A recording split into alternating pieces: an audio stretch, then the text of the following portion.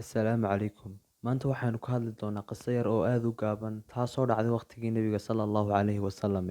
Qisadanna waxay ku caddaynaysaa siduu islaamku u ilaaliyo cadaaladda oo aanu dadka ugu kala soocin diin iyo dhaqan iyo qabiilba. Haddaba maalin maalmaha ka mid a nin muslim ah ayaa wuxuu soo xaday nin kaloo yuhuudi ah oo Madiine deganaa. Ninkii yuhuudiga ahaana dadkii buu u qayliyey si ay xoolihiisa ugu soo celiyaan. Ninkii muslimka ahaana nin kaloo ay jaar ahaayeen oo isaguna muslim ahaa ayuu ku idhaahday, haddii uu nebiga inaga soo dacweeyo hay sheegin oo waxaad tidhaahdaa ninkaa kale yuhuudiga ah ayaa xoolahan xaday. Ninkii yuhuudiga ahaana nebigii buu u tegey waxaanuu sheegay inuu ninkaas hebel ahi uu xoolihiisii xaday, laakiin wax daliila amba wax caddayna muu haysan. Xaggan kalena ninkii labaad ee muslimka ahaa ee ay jaarka ahaayeen ninkii wax xaday ayaa yidhaahday may isagu muu xadine ninkaa kale yuhuudiga ah ayaa xaday xoolahan anigaana arkayey. Marka maadaama unu ninkii yuhuudiga ahaa aanu markhaati haysan laakiin ninka muslimka ahi uu markhaati haysto, wuxuu damcay nebigu inuu garta gooyo oo uu ninkaa yuhuudiga ah ee lagu caddeeyey tuuganimada uu ciqaabo. Laakiin intaanu arrinkaaba fulin aayadaha kusoo degay qur-aan ah, aayadahaas oo uu ilaahay ugu markhaati kacayo ninkan yuhuudiga ah islamarkaana uu ku eedeynayo labada nin ee muslimiinta ah inay been sheegayaan oo uu ugu soo celinayo xaqa ninkan yuhuudiga ah. Waxaanuu yidhaahday ilaahay subxaanahu watacaala, innaa anzalnaa ilayka alkitaaba bilxaqi litaxkuma bayna annaasi bimaa araaka allahu walaa takun lilkhaa'iniina khasiima. Xaggaas waxaynu ka fahmaynaa oo aynu ka dheehanaynaa inay diinta islaamku aad u ilaalisay xaqa bini'aadamka, oo haddii ay meesha gari timaado aan loo kala eegayn labada qof ee garta loo kala qaadaya kanima muslimba mise waa gaal, labadoodaba si isku mid ana loogu garqaadayo. Haddaba ilaahay diinteenna wanaagsan ee cadaaladda badan